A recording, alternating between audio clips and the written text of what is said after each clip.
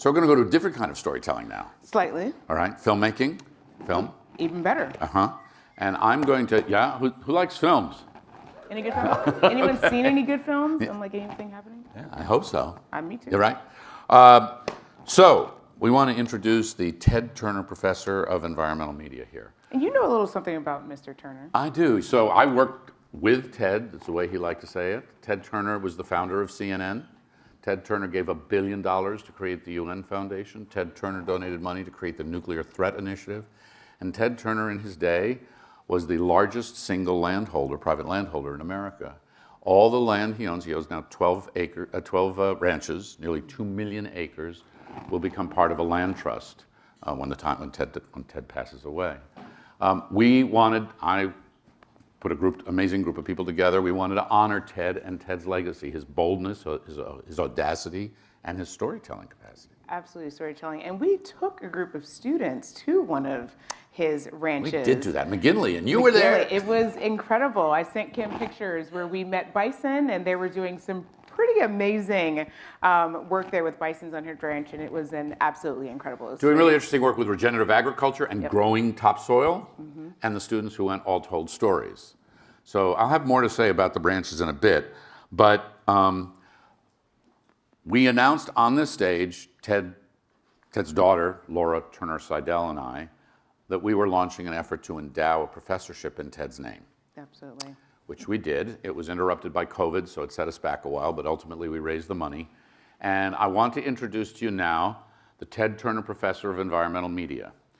And what we agreed to do, what our donors have asked us to do and what we are doing, is we are teaching environmental storytelling and filmmaking and other things.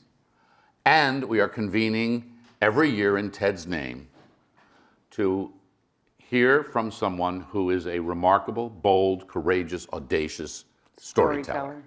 So we'll do that. Let's do it. So our new colleague is Eli. Our new colleague is Mr. Eli Kintisch, and he came to us from PBS. We got a lot of public media folks in the building. So he has been with us for a year now. Just a year. Yeah. So this is all very new. So should we invite him? I think we should. All right. Eli Kintisch, it's yours. Ted Turner Professor of Environmental Media. Thank you, Frank and Imani. I'm Eli Kintisch. As Frank explained, I'm the Ted Turner Professor of Environmental Media here at SMPA. And as he said, my position was created to honor Ted Turner, the media pioneer, television producer, philanthropist. You might know him as the creator of CNN, which changed the face of the news media forever. He encouraged his journalists to follow these major global stories like deforestation and climate change relentlessly and with unforgettable visual storytelling. But it wasn't just with journalism that Turner sought to preserve our environment. As Frank said, he created lots of initiatives that support the environment in incredible ways. He created the first environmental cartoon, Captain Planet and the Planeteers. He donated $1 billion to create the United Nations Foundation in New York, and out west, he's preserved more than 2 million acres of ranch land permanently, will not be developed. Here at GW, the Ted Turner Endowment established the professorship that I'm privileged to occupy. My mission as the Turner Professor, as Frank and Imani said, is to train the next generation of environmental storytellers. Next semester, for example, I'll be teaching a class called Climate, Policy, Politics, and Media. We'll start with the 1962 book Silent Spring by Rachel Carson and follow the way that the media has covered climate change all the way through climate activists now using TikTok to make a difference. 60 years of American environmental media. Now, documentary film plays a crucial part in that lineage. And award-winning filmmaker Bilal Motley is adding a new chapter to that history. He focuses on environmental justice and class. On June 21st, 2019, Motley had an hour left in his shift as a manager at a South Philadelphia oil refinery. The facility exploded, causing a fire which burned for more than a day. And while there were no injuries, the event changed Motley's life, and he was drawn to the story of the refinery and the people around it and the community, and created a documentary called Midnight Oil, which was a Black Star Film Festival official selection. Other films by Bilal have also won acclaim, including Trash and Burn, which told the story of a fight to close America's largest trash incinerator in his hometown of Chester, Pennsylvania. That's a Black community with high rates of pollution and childhood asthma. His short film, Quarantine Kids, won Best Short Documentary at the March on Washington Film Festival. And his upcoming documentary is called Farewell America. It tells the story of his family between the 2020 and 2024 elections. They're deciding whether to leave Chester and move to Canada. In the end, they decide ultimately to stay in Chester and fight in the nation's most critical swing state. For this year's Ted Turner Lecture, please join me in welcoming Bilal Motley to the Planet Forward Summit.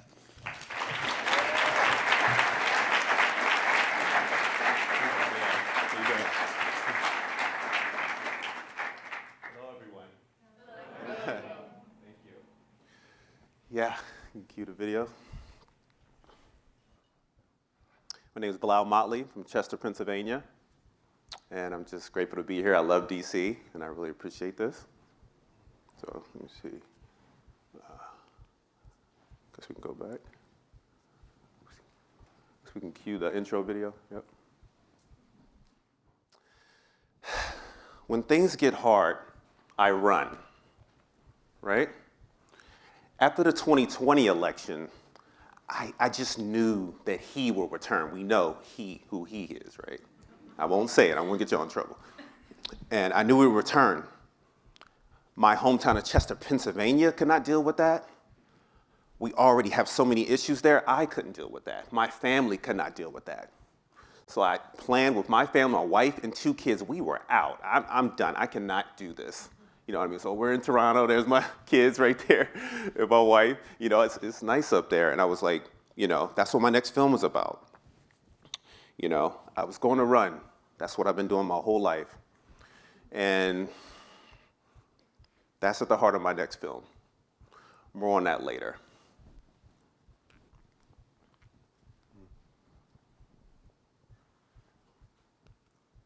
Chester, Pennsylvania. It's a small majority Black town, 10 miles south of Philadelphia, right? It was once an industrial powerhouse, like any type of job that you wanted. Like we had Sun Ship on the waterfront. Like you got laid off, you can go down the road and get another job within the same day. And it's a city with a lot of love and support, but we have a lot of issues, right? Environmental injustice, decades of economic neglect. But with all those things, it's a place that raised me. It didn't raise me to run, it raised me to fight. But I didn't understand that until years later. I was a track star. Right now, I can't even run across the street without needing a backiotomy. You know what I mean? I'm gonna need a backiotomy, I gotta run straight. But I was a track star. I was the top 400-meter runner in the country, right? And in basketball, Chester High School is one of the top basketball teams in the country. So our biggest rival was Lower Merion High School. We all know who went there? Kobe Bryant. So I would see him all the time. He talks a lot of trash. But sports kept me out of trouble. It was my way out of Chester. I love Chester, but it was my only way out. So then I went to UConn, right? And I was this track star, 6'4", a beast. And I was brought there to put the track program on the map, right? At a basketball school. I was there doing Diana Taurasi, Sue Bird, I knew all of them. But I couldn't handle that pressure. I was too immature, too scarred from the things I've seen in Chester, but most importantly, I had survivor's guilt of being the only one out of my friend group to make it out of Chester. So we didn't call it mental health back then. You've got all these terms now. I just know my blinds were drawn every day, and I was ignoring my coaches and friends that were knocking on the door looking for me every day. So then I do some random things. I knew I was a class clown in high school and middle school. And I said, how about I go to New York and try to be like my hero, Eddie Murphy, right? So I looked at a phone book. I called the comic strip live, and they said, come on down and do some open mics, and I bombed. It was bad. It was bad. You know, New Yorkers was like, you're not that funny. You know, so that hurt, but I knew there was an artist in me that I had to navigate. And I let my coach is like, what are you doing? You're like the LeBron James of track. What are you doing? And I let my dad down, but I just knew there was something in me. I had to find it. But then this happened. I remember being in my dorm at UConn, and my roommate woke me up. And I was like, we were partying last night. Why are you waking me up at 8:30 in the morning? I don't want to watch this action movie. I didn't know what it was, right? Until I realized it, and it was just devastating for our generation. We were glued to the TVs around campus. I just couldn't believe it. And then slowly after that, we're still trying to understand what happened. It was slow, steady drumbeat to the Iraq War. I was a political science major at UConn, so I knew what that meant. They kept talking about WMD, weapons of mass destruction. Like, what does that mean? Like, I'm just angry. And so I escaped. Like, y'all are different, y'all students here. Like, in colleges nowadays, we didn't do no protesting at UConn. We'd be like, oh, that sucks, and we'd go back to playing our Nintendo. You know what I mean? So I was angry at America. It was this build-up. They kept talking about WMD, and I didn't know I could do anything about it. So I escaped. I found about this opportunity at the University of Liverpool. I knew they were going to start this war. I could feel it. So I left. So once again, I ran. So after years of disillusionment abroad, I came back home, lived in North Philly with my brother. I slept on his couch. He was a student at Temple, and I just bounced around. I worked at a car wash. I did all types of random jobs.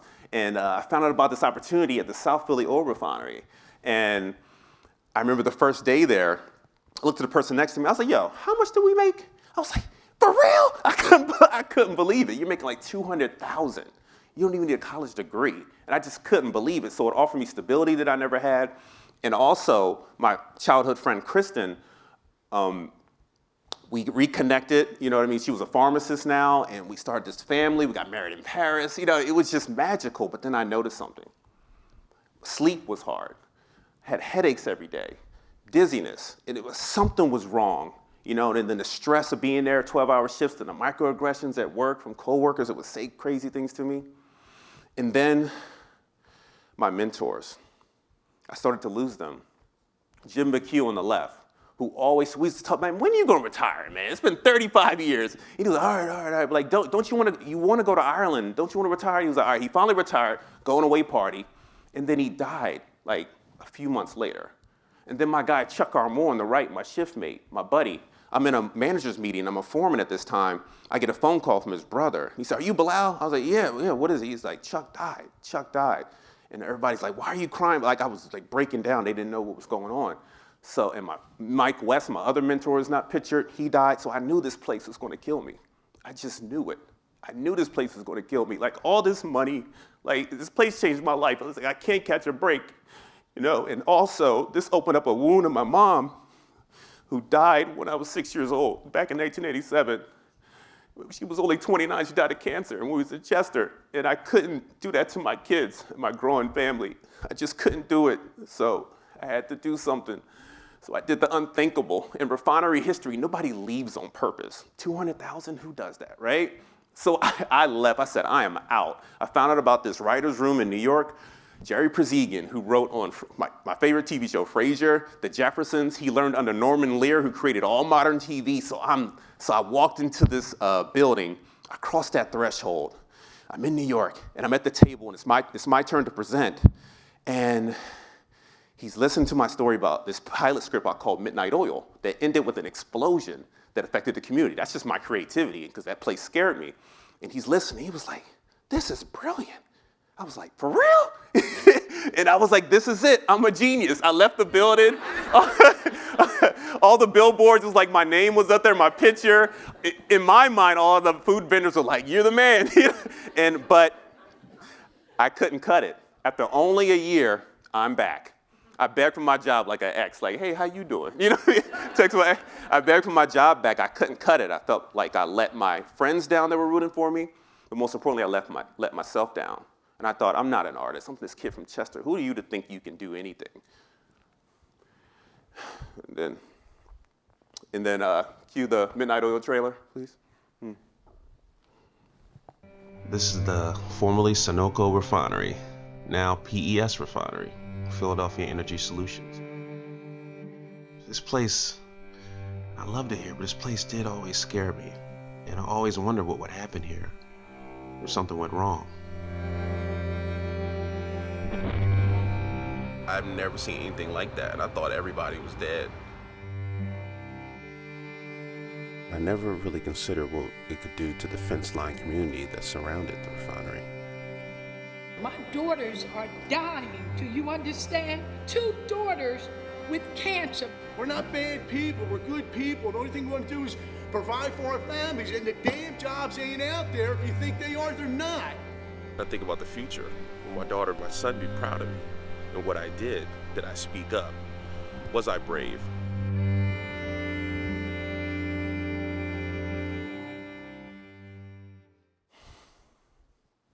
All these years, I was waiting for Hollywood to allow me to make something, right? And this is for all you young people. I was waiting, like a cloud was gonna bestow upon me millions of dollars. It's not gonna happen. Until one day, I'm in the middle of this plant closing. I knew this felt important, and something told me, use your cell phone. I had an iPhone 6, right? This is an iPhone 12, but an iPhone 6, right? iPhone 6. And I said, okay, use your iPhone. I called the local community filmmaking space, Scribe Video Center in West Philly. I said, okay, what do? I want to use my cell phone. Turn it sideways. Okay, use a gimbal for moving shots. Okay, yeah, that's cool. What's a gimbal? I didn't know. And what I did, use what you have.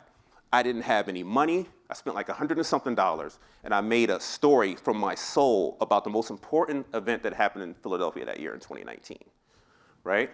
So use what you have. So my career is blossoming, but I had to reconcile the fact that I ignored this local fence line community group for years. I would leave the plant every day. Like, excuse me, they'd be out there protesting. I'm on my way to Martha's Vineyard or Paris or whatever. I had to reconcile that. So when you're doing this work, be honest. I put that in Midnight Oil. I said, I ignored you, and I'm sorry. There's a backlash to trying to be speaking the truth. I was called all those names. My coworkers were sharing my address. Imagine how that felt, right? Sharing my address. It was not fun. I thought it was like heroic and romantic to be like a rebel. It's not. So, and let me go back in a cute trash and burn trailer. Man, our city's in a kill zone. Breathing this air is literally killing us. We had no idea that it was actually an incinerator and the type of impact that it would have on our lives. Why can't they get rid of their own trash? It makes me feel like they feel we're less than, and that we should be privy to nothing. Prevention, it has what you call community benefits agreement. They're pumping in 5 to 10% of the city's budget. They come in and sit at our table and feast, and they give us the scraps. I'm gonna flip the table. It's my table.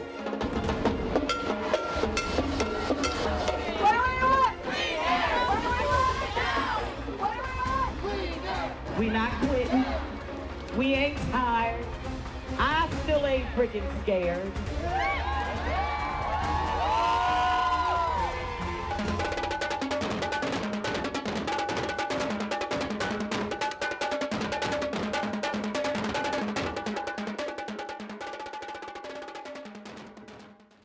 So my career is blossoming, right? I made a film about my daughter's pandemic experience called Quarantine Kids, but I had to do a story about my hometown of Chester. And what you saw there, you saw, if you were paying attention, you saw that the childhood asthma rate is 4 times the national average. Now, that sounds devastating for numbers people, probably like all of us. But when you're telling stories, especially for you young people, you gotta tell the story in a different way. Imagine a single mother with no paid leave or childcare, stuck at work while her 6-year-old misses days of school after another asthma attack. That's the reality. So you gotta paint a picture in the viewer or reader's mind's eye. That's how you tell a story, and that's what I learned. And storytelling is powerful in any field. Like telling a patient to exercise more, okay, that sounds great if you're a medical professor or medical school, but what does that mean if there's the nation's largest trash incinerator across the street? You know what I mean? Like just giving the basic advice, it doesn't mean anything. Telling a kid to stay out of trouble in a neighborhood full of trouble. So how we tell these stories and how we give advice and what we tell these students is very important. Stories build empathy, reveal context. Now, if your storytelling isn't working, And I'm trying to use my dad jokes and trying to be cool. Young people, use humor, right? So in Chester, we receive trash from as far away as Puerto Rico and Canada. Think about that. That's diabolical, right? So what I tell young people, when Drake was losing that battle to Kendrick, very badly, his tissue tears were probably coming to my hometown. You know what I'm saying? So use humor, whatever it takes to tell those stories. So in Midnight Oil, I was speaking to my son and daughter, so really to all our children. And in Trash and Burn, I was speaking specifically to the people of Chester. So once you hone in, it becomes universal because the viewer can feel that it becomes more potent. So in the last film.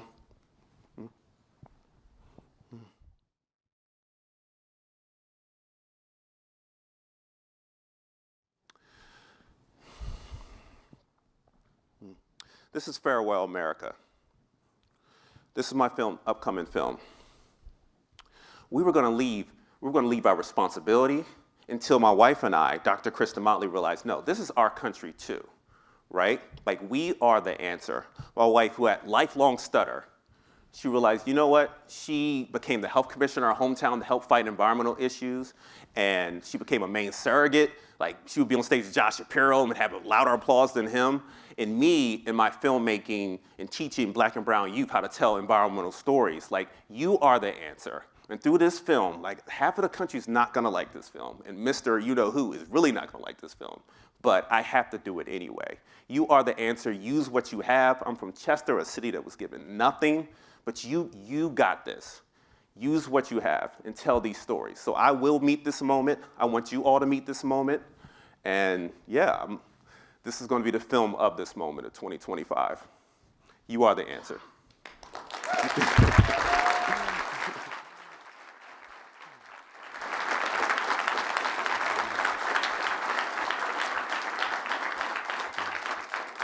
Thank you. And I want to invite Ciara Thomas for the Q&A.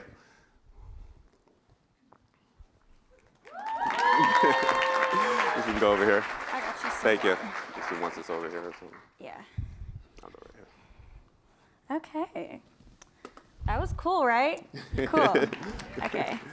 Yeah. Okay, so looking at your amazing video, I just wanted to talk a little bit about your journey from still worker to filmmaker to film festival, jack of all trades. If you could just go into that a little. Yeah, I knew there was an artist in me. Like at the refinery, I would jot down stories my coworkers would say. So I was like, that was funny. So I knew I wanted to do something. Right. I knew there's something about this place. So there was originally a pilot script that I was going to do, that I was going to be like The Office, but for the oil refinery world. Yeah, it was going to be like that. And yeah, and I would take community filmmaking courses, screenwriting courses, until I actually left in 2017. And then I tried it for a year, and then I came back 2018, back from my job back, and feel like I let so many people down. And until that moment happened on June 19th, 2019. Right. And I felt like my destiny, like I had to step into that moment of my destiny and grasp it. Yeah. Okay, that's really cool. So what advice would you give your younger self in terms of storytelling? Because you said, you know, it seems like you've always had this inspiration, but you're just now, like you slowly in your adult life found confidence in it. What advice would you give your younger self now on the outside of it? You can be from Chester, a city that was given nothing, it's been neglected. You are the answer. Like, you already have what you need. It took me 38 years to make my first film. So y'all are way younger than me. And I thought I needed all these things and money. You already have it. Like, if you are able to mine and navigate that your inner story, it becomes one of one, which makes it universal. And I think that makes it more potent, but you are the answer. I wish I would have knew that sooner, you know what I mean, and stepped into that. Right. This is an emotional question. So we've had prior conversations before, and you've mentioned your mother's migration from Mississippi to the north. Yeah. And how does her story inspire you? Wow. So my mom ran away from Mississippi at 13. Remember that scene in Coming to America, and he's looking at the globe and said, Queens. My mom chose Chester, like what? She ran away at 13 in 1971, I think. And she was her own personal great migration. She found out she had an aunt up there. She moved up there, and it just inspires me. I remember her last day. You know what I mean? I'm 6 years old. You should remember, right? Your mom. I must have blocked it out, but I remember her last day. So everything I do is for her. Like, I thought of her backstage. I think of her, everything I do. Like, honestly, I was a little scared. I thought I was gonna be cool and not nervous, but I got nervous before. I don't know why. You gotta come behind Frank, a legend. But I got a little nervous, but I think of her. Like, once you're able to mine that thing that nobody else has, that relationship that I had with her, that last day, that image, I put that in everything that I do. And that makes everything you do one of one. And nobody can top that. No government, no president, no billionaire, nothing is more powerful than that me being to stay in that moment. And everything I do in film is about her. And that's, I think, people feel it, even without me saying it, it becomes universal. So that's it. Right. Yeah. That's beautiful, honestly. We all have someone who inspires us, and I think her personal story is amazing. So this is another good topic that I want to talk about. Shameless plug, I am writing an article about Cancer Alley, and I've talked to Ashley Gangarnar. Y'all will hear about her in the article, but she talks about how fossil fuels and pollution in the air is causing health equity issues like miscarriages. That's normal in that community. Asthma, eczema, like all of these things that are so abnormal or sadly normal in this community, all because of the pollution in the air. So as we know, there's an intersectionality between the environment in terms of race, class, gender. So what advice would you give to Black people in our communities who feel invisible or unheard in the climate movement? Wow.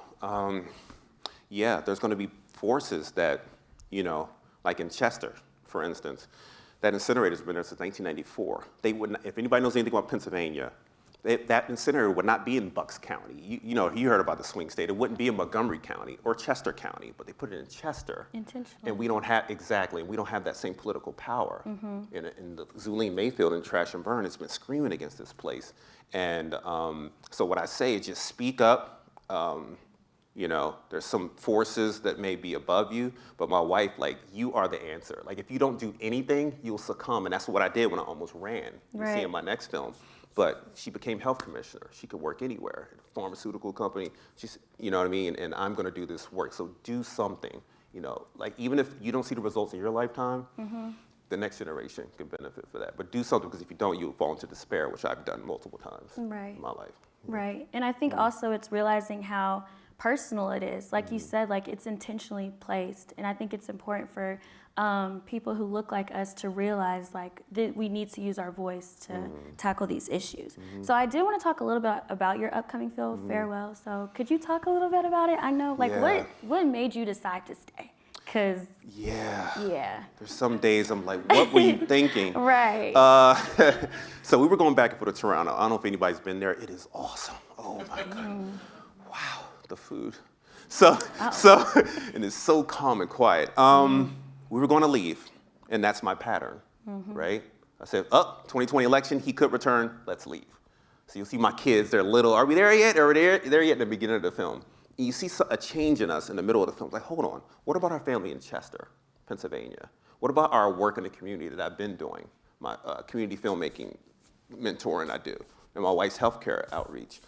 And we decided to stay and fight. Also, our daughter was against it. You'll see that in the film. She's slamming the doors on us. She's like, my friends. And I moved around the country growing up. So I didn't want to do that to her. But I think this film will meet this moment because nobody else is, in my opinion, in my field, in my friends. So that's what I said to you meet this moment. Is there something you don't see, you go do it. Hulu didn't ask me to do this, Netflix. I picked up my Canon C70. I upgraded from a cell phone.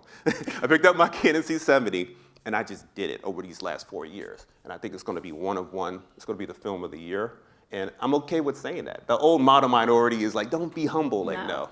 Well, whoever's in the administration now, I can't do humble anymore. So it is what it is. It's going to be the film of this moment. And hopefully through us, you'll be able to heal. You'll see election night through our eyes and all the activism we were doing. So it's going to be one of one. And I think it's going to be the film of this moment. Okay. Last question. As a Black man who is very well versed in the environment, what gives you hope for the future? What do you see our future looking like, especially Black people in terms of the environment? Wow, the environment. What gives me hope is people like you, the work you're doing. I read your article right before the inauguration about the environmental, what this means, and the work we're doing. Because if I think about the reality is that, yes, they're going to keep putting these polluting industries in neighborhoods like mine in Right. Chester, Pennsylvania. I gotta stay focused on the positive. I look at the work you're doing, the work that people are doing in Cancer Alley, in Chester, Pennsylvania, Zuline Mayfield, and that just gives me hope. You know what I mean? We gotta do something. If I didn't have this film, I would kind of lose it to work on, but Right. we'd have to do something, Yeah. Right. Okay. Thank you so much. Thank you. Thank you. That was great.